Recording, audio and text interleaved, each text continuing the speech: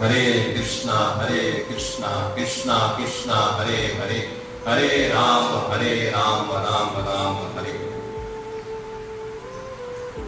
तो आज के श्लोक में तात्पर्य के द्वारा, श्री प्रभुपाद के द्वारा हम हर एक शब्द समझ सकते हैं, हर एक श्लोक समझ सकते हैं, क्योंकि प्रभुपाद ही है जो हमें भगवत धाम ले जा सकते हैं, हमें सब कुछ समझा सकते हैं। तो तात्पर्य में जो है सनातन अस्तित्व, ज्ञान तथा आनंद की पूर्ण अभिव्यक्ति रूप है। तो इस सत्यचित आनंद के बारे में श्री प्रभुपाद जी क्या कहते हैं? तो श्री प्रभुपाद जी ने 1975 ध्वांसबद्ध में प्रवचन दिया था, 17 अक्टूबर 1975 में। तो प्रभुपाद ने कहा कि आपका काम क्या है? प्रभुपाद का आपका काम है शाश्वत को समझना। एक्चुअली तो भक्ति में आते हैं, लेकिन शाश्वत क्या है? सत चित आनंद। तो सत क्या है, चित क्या है, आनंद क्या है? जब कोई व्यक्ति सत में स्थित होता है, अपनी शाश्वत अवस्था में स्थित होता है, तब उसके ज्ञान में अद्भुत बुद्धि होती है और तब वो वास्तविक आनंद में स्थित होता है। तो भौतिक जगत तो पूरा विपरीत है, असत है, अचित है और निरानंद में है। तो प्रभुपाद कहते हैं वर्तमान समय में हम सभी अज्ञान में हैं। हम नहीं जानते कि अगला कदम क्या होगा, नेक्स्ट स्टेप में हम गिर सकते हैं, नेक्स्ट स्टेप में मर सकते हैं। तो प्रभुपाद कहते हैं कि अगले ही स्टेप में क्या होगा हमको मालूम नहीं, हम कितने अज्ञानी हैं। एक सेकंड के बाद क्या होगा वो भी हमको मालूम नहीं। तो प्रभुपाद कहते हैं कि अगले क्षण में क्या होगा, मैं जीऊंगा या मैं मरूंगा, वो भी हम नहीं जानते। सब कुछ अज्ञान में है, इसलिए ये शरीर भी अज्ञान से युक्त है, ये अज्ञान से भरा है। फिर सच्चिदानंद में क्या है, कहाँ है? लोग कहते हैं मैं सच्चिदानंद में हो गया हूँ, मैं सच्चिदानंद में को जानता हूँ। प्रभुपाद कहते हैं क्या जानते हैं आप लोग? आनंद कहाँ है? प्रभुपाद कहते हैं आनंद का वास्तविक है परम आनंद, परम खुशी, परम आनंद। ये भौतिक जगत में जो है वो आनंद क्या है? एक पिक्चर देखने गए, एक घूमने गए, एक इंद्रिय भोग किया, नशा किया, वो आनंद थोड़ी है। परम आनंद प्रभुपाद बताते हैं। इस शरीर में प्रभुपाद में कोई भी आनंद नहीं हो सकता। भौतिक जीवन की दयनीय स्थिति 3 प्रकार की होती है। प्रभुपाद कहते हैं इस शरीर में संभव ही नहीं आनंद। क्यों संभव नहीं है? क्योंकि आदि दैविक, आदि भौतिक और आध्यात्मिक ये तीनों सदैव रहते हैं। प्रभुपाद कहते हैं क्या एक रहता है या 2 रहता है या तीनों 3 रहते हैं? कैसे रहते हैं? तो प्रभुपाद कहते हैं आध्यात्मिक कलेश का अर्थ है शरीर और मन की दयनीय स्थिति। तो हम जहाँ भी जाते हैं प्रभुपाद कहते हैं शरीर साथ में रहता है, मन साथ में रहता है।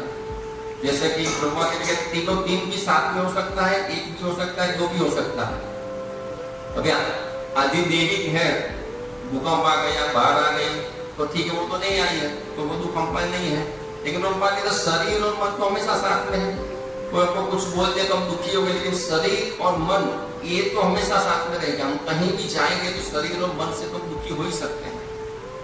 तो शरीर वही होता है, इसलिए भले ही भौतिक शरीर रूप से धन संपदा से कोई व्यक्ति बहुत ही संपन्न हो, लेकिन फिर भी हम देखते हैं कि समाज का सबसे अमीर आदमी भी आत्महत्या करता है। क्यों? उसके पास आनंद के लिए तो सभी संसाधन है, फिर भी आत्महत्या करता है। तो वो बात कहते हैं कि इसलिए इस भौतिक जगत में आनंद नहीं, इस भौतिक शरीर में आनंद है। ठीक है, भगवान के बहुत ही शुद्ध भक्त है, जिसको हर जगह पर प्रहलाद महाराज की जगह कृष्ण ही दिखते हैं, तो उसके लिए तो ये भौतिक जगत में वैकुंठ है। लेकिन हम सब जीवात्माओं के लिए तो ये जगत दुखालय था, दुखालय है और दुखालय ही रहेगा। तो ये जो पॉइंट है, पहला पॉइंट कि सत्यचित आनंद में स्थित होना, सत्यचित आनंद को समझना और उसके अनुसार जीना। तो भौतिकतावादी लोगों के बारे में प्रभुपाद बहुत अच्छा उनको समझाते हैं। तो भौतिकवादी लोग वो सच्चित आनंद को कैसे समझेंगे? प्रभुपाद कहते हैं कि 2 दोस्त थे। एक दोस्त ने दूसरे दोस्त को बताया देखो गन्ना इतना स्वादिष्ट होता है, अद्भुत। तो पहला बेचारा कहते गन्ना ज्वेलर नहीं आता।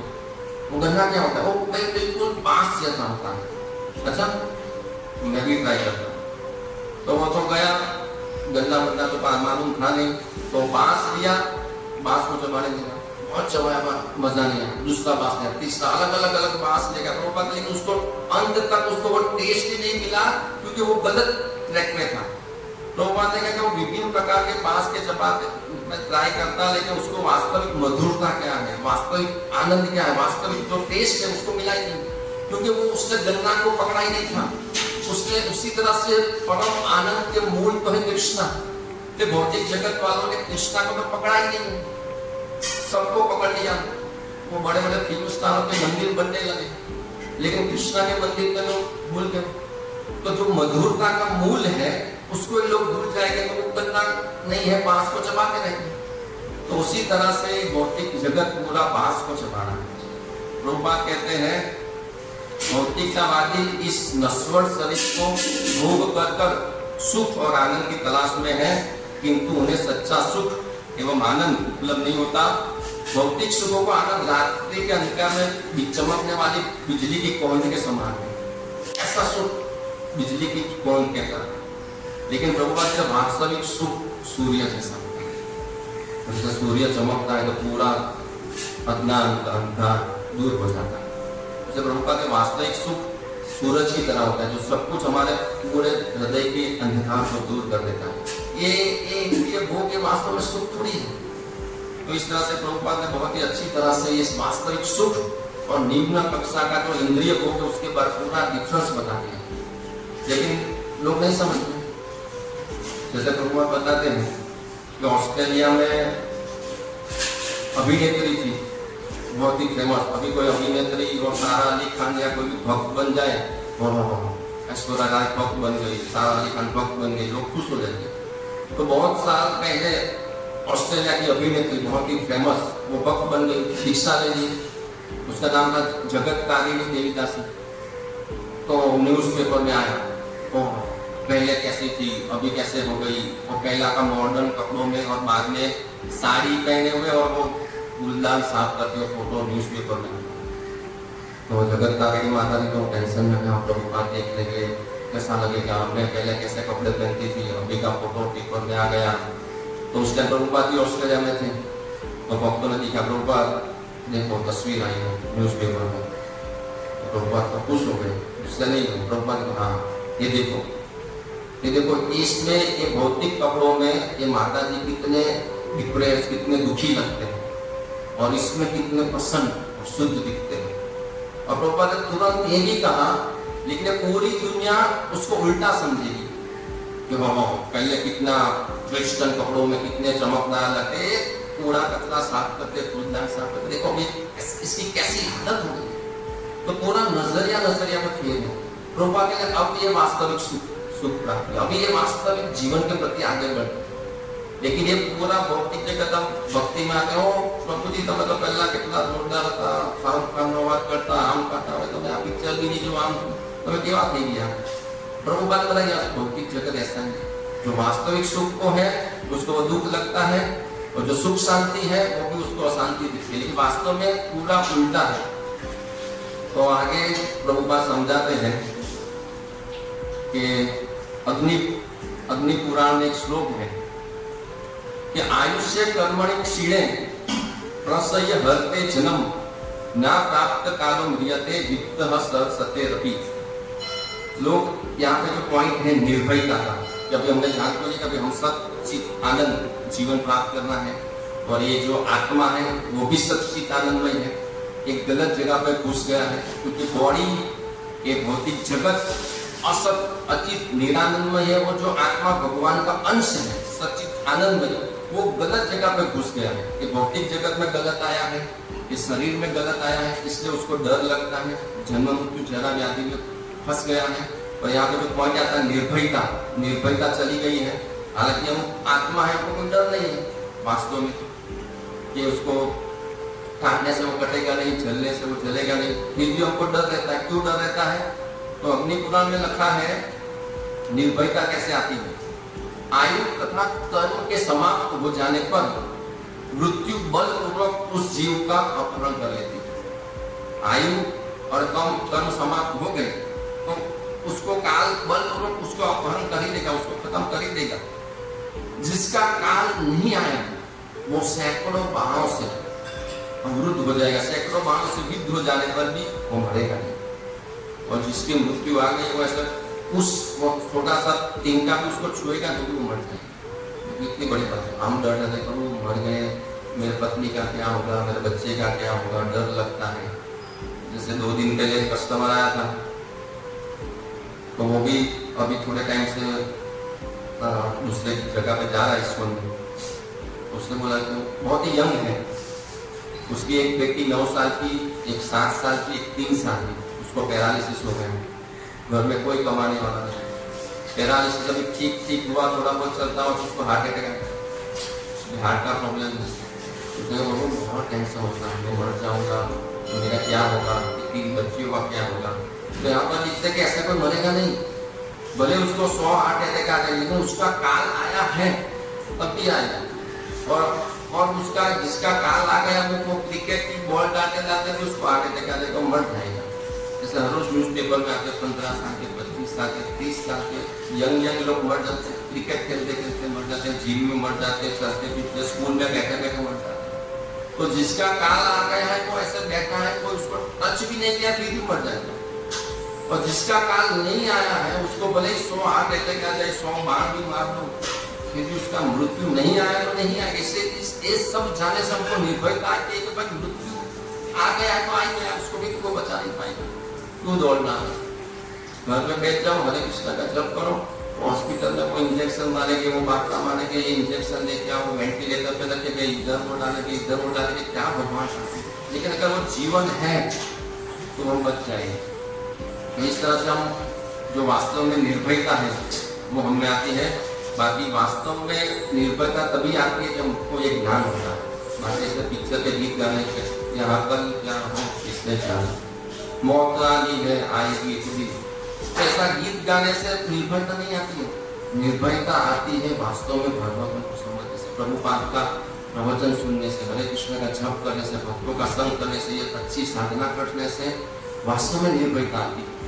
और आगे यहाँ पे जो मेन जो पॉइंट है भगवान के धाम का, भगवान की चौथाई शक्ति के द्वारा समस्त भौतिक ऐश्वर्य के परम आकार के रूप में जाने जाते हैं।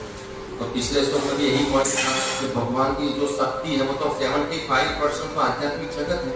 जैसे भौतिक जगत में जेल होता है तो जेल कितनी छोटी सी जगह में पूरा सिटी में लोग घूमते हैं, उसी तरह भगवान का जगत 75% तो मुक्त आत्माओं से भरे हैं। हमको लगता है प्रभु बस्ती बधारो कितनों बधो से, लेकिन वास्तव में तो ये तो कुछ भी नहीं है। भगवान का धाम में वास्तविक सभी लोग रहते हैं। और इसलिए महाभारत अनुशासन पर्व में ब्रह्मा और इंद्र के जो संवाद है उसमें उस गोलोक को प्राप्त करने का रास्ता बताया, हालांकि बहुत जगह पे है, लेकिन ये भी बहुत ही अच्छा पॉइंट है कि गोलोक समस्त प्राणियों के लिए मनोहर है। वहां की प्रत्येक वस्तु पर सबका समान अधिकार। देखो कितना सुंदर पॉइंट है। गोलोक में जितनी भी वस्तु है, जो भी कुछ है, वहां पे जितने भी सब लोग रहते हैं, वहां पे सब लोगों का समान अधिकार है। ऐसा नहीं कि भाई कृष्णा है या उनके पार्षद है उसका ही अधिकार है उस चीज पर या उस वस्तु पर। जितने भी लोग रहते हैं वो सभी का उस जगह पर सब कुछ समान अधिकार रहता है। हे इंद्र, इतना विशाल, इतना अद्भुत, जिसका कोई लोग नहीं है, इतना विशाल। हमको लगता है कि भौतिक जगत इतना विशाल है, जहाँ देखो बस्ती, लेकिन यहाँ पे लिखते हैं कि इतना विशाल दूसरा कोई लोक नहीं है। पहला पॉइंट है जो सब कुछ सहने वाले हैं, वो लोग जो क्षमाशील है, दयालु है, गुरुजनों की आज्ञा में रहने वाले हैं, अहंकार रहित है, वो श्रेष्ठ मनुष्य ही उस लोक में जाते हैं। कितने पॉइंट है यहाँ पर? 5 पॉइंट। तो सब कुछ सहने वाले तो वो लोक में जाता है। हमारी सहन शक्ति क्या है? 2 दिन से कंटिन्यू पेपर में आता है 7वें धोरण में पढ़ने वाले बच्चे आत्महत्या करते हैं। 2 दिन से आ रहा है, आज इसने आत्महत्या की, कुछ सहन नहीं कर पाते। टीचर को स्कूल में बोलते हैं, मैं जब स्कूल में पढ़ता था तो मुझे प्रिंसिपल सब लोगों के सामने जोरदार 2 चाटा मार दिया था। मैं मॉनिटर था और क्लास को कंट्रोल नहीं कर पाता, बस तो आए और सब 2 चाटा लगा और कुछ बोला नहीं। घर पे खाली बोल दिया। मम्मी पापा भी घर स्कूल में लड़ने नहीं गए कि मेरे बेटे को क्यों मारा, अभी तो किसी को मारने तो पेरेंट्स सभी पहुंच जाएंगे बढ़ता। तो पहले सहन कर सकते थे, आज तो माता पिता भी कुछ बच्चों को नहीं बोल पाते हैं। तो सब कुछ सहने वाले, सुख दुख को सहने वाले, जरा जरा एक बात में हम डिप्रेशन में आ जाते हैं, चिंता में आ जाते हैं, आत्महत्या में आ जाते हैं, तो हमारी सहन शक्ति नहीं है। इसलिए भगवान के कान दीक्षस्व भारत होगा, ये सब आता रहेगा जाता रहेगा, उसको सहन करो। सहन भी कैसे करना है? सहन ऐसे करना है जिससे वो विस्फोट ना हो। जैसे सासू बहू रहते हैं घर में और सासू बोलती रहती है तो बहू सहन करती है, सहन करती है, सहन करती है, सहन करती है, वो खाली सहन करती है, फिर एक बार जबरदस्त धमाका होगा और आत्महत्या हो जाएगी या घर छोड़ के चले जाएगी। लेकिन वास्तव में सहनशीलता मतलब क्या? सहनशीलता मतलब कि ये समझना कि वो सासू निर्दोष है, मैं मेरे कर्मों का फल भुगत रही हूँ, वो मात्र निमित्त है। मैंने कुछ उनको सुनाया था, दूसरे को सुनाया था, तो वो घूम फिर कर हमारे पास आता है। भगवान के दरबार में कोई भी चीज में अन्याय नहीं है। यहाँ पर अन्याय होता है, भ्रष्टाचार होता है, लेकिन भगवान के धाम में एक क्षण 1.001% भी अन्याय नहीं, किसी के साथ भी। तो हमारे साथ जो भी होता है वो हमारे कर्मों का फल है। कई बार तो कोई निमित्त नहीं होता है ना, तो हम चबाते चबाते खुद ही अपने मुंह के अंदर वो जीभ में से खून हमारे खुद के मिस्टेक से ही निकल जाता है। इसको दोष जैसे अभी राधे सब बता रहे थे कि वो चलते चलते दादर से गिर गया, अभी भी 2 दिन 4 दिन पहले मैं भी गिर गया था।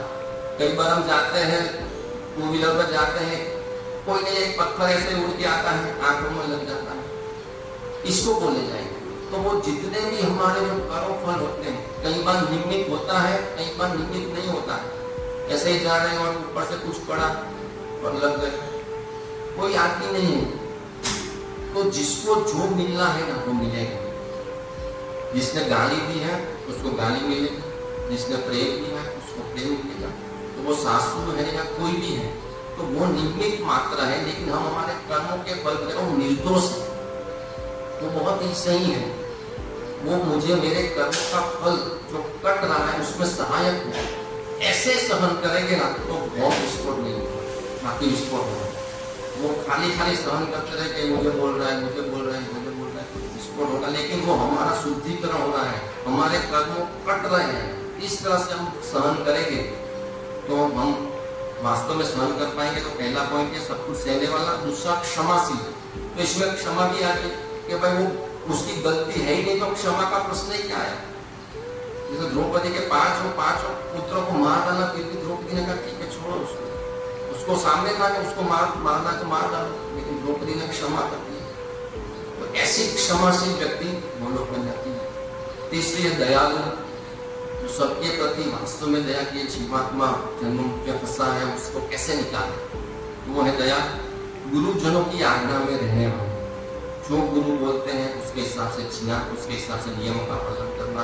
भले ही आज नहीं हो पाता है, लेकिन हमको पूरा श्रद्धा होना चाहिए कि जो मेरे गुरु बोलते हैं, प्रभुपाद बोलते हैं, परफेक्ट। और आज नहीं तो कल मैं ऐसा पूरा प्रयास करूंगा और मैं करूंगा। और 5वां है अहंकार रहित। ये भी बहुत ही जबरदस्त है। जैसे एक छोटा बच्चा होता है तो उसमें अहंकार नहीं होता, लेकिन वो जैसे जैसे जैसे बड़ा होता है तो अहंकार आने लगता है। मैं कमाता हूँ, मैं घर चलाता हूँ, अभी मुझे सब कुछ पता है। सब जगह पे ऐसा होता है। हम जब भक्ति में आते हैं ना, प्रभु मेरे को कोई खबर नहीं थी, मैंने समझाओ, जैसे जैसे 2 साल 5 साल 10 साल, अभी लगता है कि हम बड़े हो गए। तो माँ बाप साथ बच्चों का झगड़ा भी जब बड़े हो जाते हैं तब होता है, छोटे होते तो ज्यादा मगजमारी नहीं होती। तो उसको ऐसा लगता है मैं अज्ञानी हूँ, मेरे मम्मी पापा बहुत ही ज्ञानी है, तुम्हारा पप्पा देखे नहीं तो तू साचू, और जो पापा बोलते हैं वो मैं करूँगा। फिर धीरे धीरे बड़ा हो गया, पप्पा की ये गलती है, पप्पा की वो गलती है, मुझे मालूम है, ऐसा हो जाता है। तो ऐसे ही अहंकार आता है जब हम थोड़ा थोड़ा प्रगति करते हैं, हमारा हमको समझ में आने लगता है तो हमको लगता है मैं सही हूँ। तो ऐसे अहंकार आएगा तो भगवत धाम जाना मुश्किल है। तो इस तरह से हम भगवान का जो चौथाई जो मेन हिस्सा है वहां पे जा सकते हैं। और वो जो मेन हिस्सा है वो कैसा है, वो इतना अद्भुत है।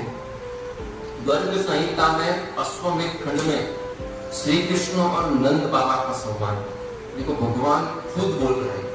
जब प्रभुपाद बोलते तो हमको कितना दिल में इफेक्ट होता है, प्रभुपाद ने ऐसा बोला, प्रभुपाद ने ऐसा। तो भगवान साक्षात बोल रहे हैं।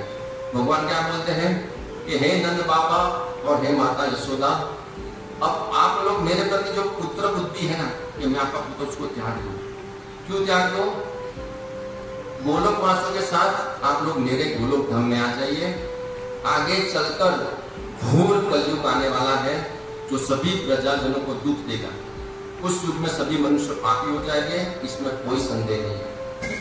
भगवान कृष्ण बोलते हैं कि भाई अभी आप पुत्र जो बुद्धि मेरे में है उसको त्याग दो, हम सब गोलोक जाते हैं, क्योंकि अभी भी हम जब मैं जाऊंगा और यहाँ पे इतना सारा पाप होगा, इतना घोर कलयुग आएगा, सब लोग दुखी हो जाएंगे। और 11वें स्कंद में भगवान भी उद्धव जी को ये कहते हैं कि तुम पुण्यशाली हो, लेकिन कलयुग तो आ ही जाएगा, तो तुमको यहाँ पर नहीं रहना है। भगवान देखो कितनी बार बार बोलते हैं कि भाई तुम पुण्यशाली हो, तुम अच्छे हो, लेकिन एक कलयुग तो बेकार है, तो उसका इफेक्ट, उसका दुख तुम्हारे में भी आएगा। ये बाहर कितना पॉल्यूशन है, अभी क्या हम सोलह माला करते हैं, भक्त है, तो क्या उसका पॉल्यूशन को नहीं आएगा? क्या ब्लड कैंसर है, तो अभी हमारे कस्टमर है, इतनी कल ही आए थे 8,000 की गोलियां, 8,000 की, खाली इतनी छोटी सी 2-3 डिब्बी कैंसर की। तो ऐसा ये पूरा कलयुग है। तो भगवान कहते हैं कि भाई नंद बाबा और आप हमारे साथ चलो। कलयुग में स्त्रियों, पुरुषों, ब्राह्मण आदि वर्णों का कोई नियम नहीं रहेगा। अतएव आप लोग शीघ्र जरा मरण का हरण करने वाले मेरे धाम को जाइए। देखो कितना जबरदस्त भगवान को नंद बाबा और उसको निमित्त बनाकर हमको बोलते कि भाई मेरे धाम को जाओ। अभी तो ये कलयुग की जो शुरुआत है, 5,000 साल ही बीते, 4,27,000 में क्या क्या हो जाएगा हम देख भी नहीं पाएंगे, हम सहन भी नहीं कर पाएंगे, इतना खराब आएगा। तो इसलिए हमको बहुत ही पूरा प्रयास करना है कि हम भगवत धाम को जाए। भगवान श्री कृष्ण जैसे ही ऐसा बोले तो क्या हुआ, 5 योजन विस्तृत और 5 योजन बड़ा एक महान रथ आया। देखो भगवान अचिंत्य है और भगवान की शक्तियां भी अचिंत्य है। हमको तो ये समझ से परे है कि 5 योजन बड़ा ऊंचा महान रथ तुरंत आ गया। वो केवल हीरो का बना हुआ है, तो अंगूठी में एक छोटा भी हीरो डालते हैं तो हीरो निकल जाता है। यहाँ तो पूरा इतना महान रथ हीरो का बना हुआ, उसमें मोती तथा विभिन्न प्रकार के रत्न जड़े थे, उसमें 9 लाख भवन बने थे। रथ भी है और उसमें 9 लाख भवन है। अगणित मणिमय दीप जगमगा रहे हैं। उस रथ के तो 2000 पहिए हैं और 2000 घोड़े हैं। 2000 घोड़ा कल्पना करो, एक घोड़ो रास्ता पर निकल घोड़ो घोड़ो घोड़ो, इधर तो 2000 घोड़े, 2000 पहिए और रथ महीन वस्त्र से ढका हुआ था और 1 करोड़ सखिया उस रथ को घेरे हुई थी। 1 करोड़ सखिया मतलब कितना अद्भुत दृश्य होगा जब वो रथ आया। तो ऐसा दिव्य जगत है भगवान का और उस जगत में हमको जाना है। और वो जगत का बहुत अलग अलग जगह पर बहुत ही सुंदर वर्णन है, जिससे हमको वहां पे जाने का मन हो। ब्रह्म वैवर्त पुराण में श्री कृष्ण और ब्रह्मा जी का जो संवाद है उसमें लिखते हैं, देखो हमको ऐसा लगता है कि मेरा आयुष्य कितना है, 100 साल तक जीना है, कितना जन्म मरण जरा व्याधि है, लेकिन जब ये पढ़ते हैं तो हमको लगता है कि ये जीवन तो कुछ भी नहीं है। भूतल पर तुम लोगों ने मनु और राजाओं को तो देखा ही है। श्री कृष्ण कहते हैं अपने अपने कर्म फल उपस्थित होने पर सभी काल के आदि हो जाएंगे, तो मनु हो, ब्रह्मा जी हो, जो भी हो। इस समय गोलोक में तुम लोगों का जो एक क्षण गया ना, कृष्ण कहते हैं कि जो अभी गोलोक में एक क्षण गया ना, कितना गया मालूम है? भूमंडल पर उसी क्षण के भीतर 7 मनवंतर समाप्त हो जाते। कृष्ण का जो अभी गोलोक में एक क्षण गया तो वो भूमंडल में 7 मनवंतर समाप्त हो जाते हैं, 7 इंद्र चले जाते हैं यहाँ पर। और इस समय 8वां देवराज वहां पर स्थित हो गए। 1 मनवंतर is equal to 30 crore 67 lakh 20,000 वर्ष। 1 मनवंतर मतलब 30 करोड़ 67 लाख 20,000 वर्ष। અને 7 मनवंतर ચાલ્યા ગયા ભગવાન કૃષ્ણ એક ક્ષણમાં, એટલે કેટલા ચાલ્યા ગયા? 2 અરબ 14 કરોડ 70 લાખ 40,000 વર્ષ ચાલ્યા ભગવાન એક ક્ષણમાં। એક આમ પલક ઝપકાય એમાં આટલા બધા વર્ષ થઈ ગયા અને આપણને થાય કે 70 વર્ષ કેવી રીતે નીકળશે, પણ હમારા जीवन इसकी तुलना में तो बहुत ही क्षणिक, बहुत ही क्षणिक, बहुत क्षणिक जीवन में सिद्धि प्राप्त कर लेनी है। और उस सिद्धि के लिए भगवान चैतन्य महाप्रभु ने उनको हरे कृष्ण महामंत्र दिया है। तो ये भौतिक वाले तो ये समझ नहीं पाते, कैसे समझेंगे? हमको इतने साल हो गए, इतने भक्ति करते हैं, तब ये पढ़ते तो हमको लगता है ऐसा होता है, इतने भगवान कृष्ण के एक क्षण मतलब इतना सारा समझ। लेकिन भौतिकवादी को ये तो सब छाटम छाटी मिला दिया, उनकी हिम्मत से गप्पा मारे। जैसे प्रभुपाद ने एक बार कहा कि दो दोस्त थे, तो एक दोस्त बहुत दारू पीता था। तो उस समय भारत में उस समय ऐसा भी था कि दारू मतलब बहुत खराब, बहुत पाप। तो एक दोस्त ने उससे दोस्त, तुम दारू पीते हो, शर्म नहीं आती? दारू पीने से तुम नरक जाओगे? ऐसा दारू पीने से नरक जाओगे? तुम्हारा पप्पा भी दारू पिएगा तो तुम्हारे पापा भी नरक में जाएंगे। अच्छा, मेरा भाई भी दारू पीता है तो तुम्हारा भाई भी नरक जाएगा। अच्छा, मेरा दोस्त भी पीता है, मेरी बहन भी पीते हैं, अगर तुम्हारे बहन भी जाएगी, तुम्हारा दोस्त भी जाएगा, तुम सभी लोग नरक में जाओगे, तो हंसते जाओगे। तो वो नरक थोड़ी है, वो तो स्वर्ग बन गया। मैं वहां पे होऊंगा, मेरे पापा होंगे, मेरी मम्मी होंगे, मेरे भाई होंगे, मेरे दोस्त, हम सभी वहां पे साथ में दारू की पार्टी शार्टी करेंगे, तो वो नरक थोड़ी है, वो तो स्वर्ग हो गया। तो कितना भौतिक बुद्धि, पहला वो बेचारा समझा रहे कि भाई दारू मत पी, और दारू पीने से तुम नरक जाते, वो बोलता है कि वो नरक थोड़ी है, मतलब कि उसको इंद्रिय तृप्ति मिले तो वो नरक जाने को भी तैयार है। ये जो भौतिक इंद्रिय सुख है, तो वो सुख उसको मिलता है तो वो नरक उसको स्वर्ग लगता है। और वास्तव में नरक में भी लोगों को सेटिस्फेक्शन मिल जाता है कि भाई, जैसे वो जगन्नाथ ने सुबह बताया वो इंद्र का कहानी, तो उसको सेटिस्फेक्शन था डुक्कर बनकर भी, उसको नरक में उसको ये मिलेगा तो वो सेटिस्फेक्शन है कि भाई इधर ही अच्छा है, खाओ पियो। तो ऐसी निम्न इतनी हल्की बुद्धि लोगों की है, और हम भी वैसे ही थे। प्रभुपाद की कृपा से, भक्तों की कृपा से, और इस तरह से भक्ति में आते आते थोड़ा बहुत समझ में आया कि भाई ऐसा है जीवन, ऐसा है सच्चित आनंद में जीवन, ऐसा भगवान का धाम है, ऐसे भगवत धाम में ऐसे जाया जा सकता है। हम सच्चित आनंद में, जैसे एक मछली होती है, तो मछली का शरीर जो है पानी में ही है, जैसे हमारा मिट्टी में है, तो मछली का शरीर उसमें पानी बहुत मात्रा में, तो उसको पानी में ही जाना पड़ेगा। उसी तरह से ये जो आत्मा है वो सच्चित आनंदमय है, सनातन ज्ञान में आनंदमय उसका स्वरूप है। तो वो उधर जाएगा तो ही उसको आनंद आएगा। इस जगत में आनंद कैसे आएगा? अगर वो सच्चित आनंद में स्वरूप अवस्था में स्थित हो गया है तो उसको आनंद है, बाकी आनंद कैसे है? इसलिए हमको भक्ति में आके आनंद मिलता है। जैसे कोई लोग, भौतिकवादी लोग भी, एक जगह पे डॉक्टर के वहां बैठा था मीटिंग में, और जब कर रहा था तो मेरे बाजू में भी एक दोस्त था, वो भी वो आँख बंद करके ऐसे ही पड़ा हुआ। मैं जब करा सुन रहा था, मेरी 16 माला में मैंने बंद कर चालू रखा, मुझे बहुत अच्छा लगता, बहुत अच्छा लगता। क्यों अच्छा लगता? उसने ना तो कभी जब किया है, ना कोई प्रोग्राम में आया, लेकिन उसको खाली सुनने से क्यों अच्छा लगा?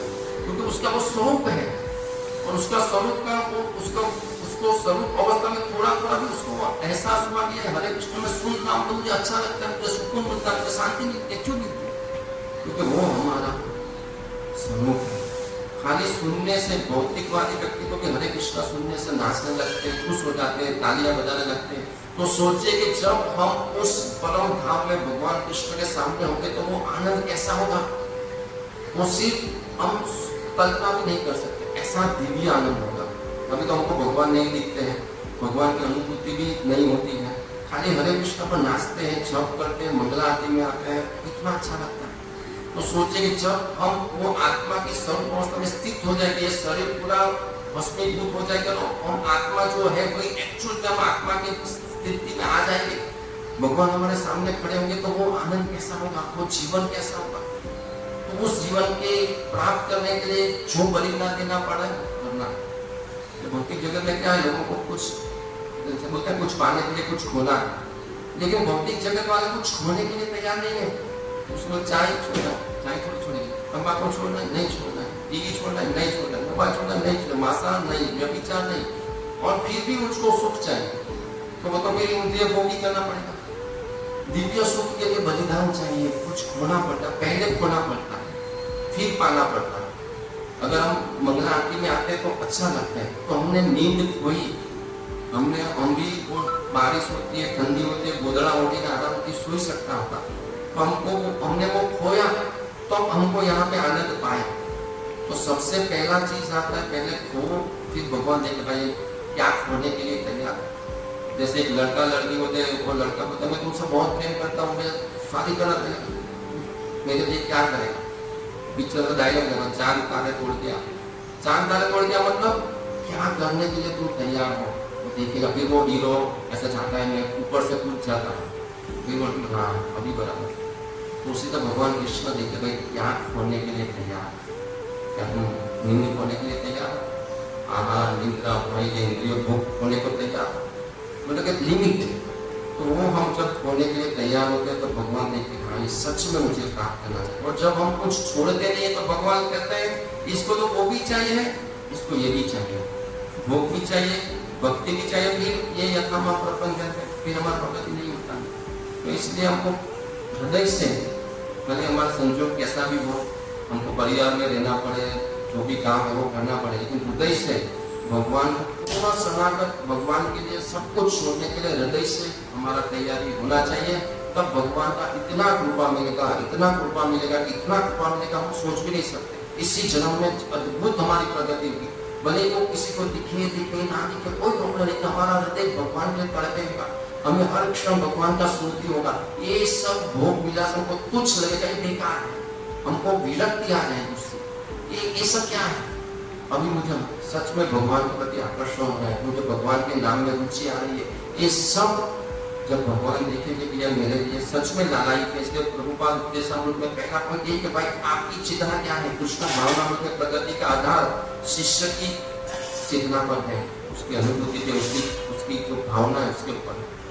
तो आज का श्लोक का ये था कि भगवान का जो मूल शक्ति है 75% है, ऊपर ही है, और हम इस 25% में फंसे हुए हैं। और ये जगत ही सब कुछ नहीं है, हमारा जीवन बहुत ही क्षणिक है, और हम इस जगत को सब कुछ मान बैठे हैं। तो हमें बहुत ही, और मेन हमारी प्रगति कहाँ होती मालूम है। जैसे मैं मंगला आरती में आया, सबके सामने जप कर लिया, और फिर मैं जैसे घर पे गया और मोबाइल मचड़ता मैंने जप किया, कोई देख नहीं रहा। मेरे भक्तों के सामने तो मैं बहुत अच्छी माला, घर में कौन देखने वाला, थोड़ा रिलैक्स हो जाता हूँ, सोते सोते माला करता हूँ, मोबाइल देखते देखते माला करता हूँ, प्रगति नहीं होगी। क्योंकि उस टाइम भक्त नहीं देखते, भगवान को देखते हैं। तो इसलिए भक्ति सिर्फ भक्तों के बीच नहीं है, भक्ति भक्तों के बीच का ही प्रश्न नहीं है। भक्ति मतलब 24 घंटे हम किस चेतना में रहते हैं। क्योंकि भगवान सबके हृदय में है, तो वो हमारा इच्छा जानते हैं, हमारा हर क्षण का एक्टिविटी देखते रहते हैं। और इस तरह से हम अमरता, निर्भयता तथा जरा और व्याधि से चिंता मुक्त भगवत धाम में जा सकते हैं।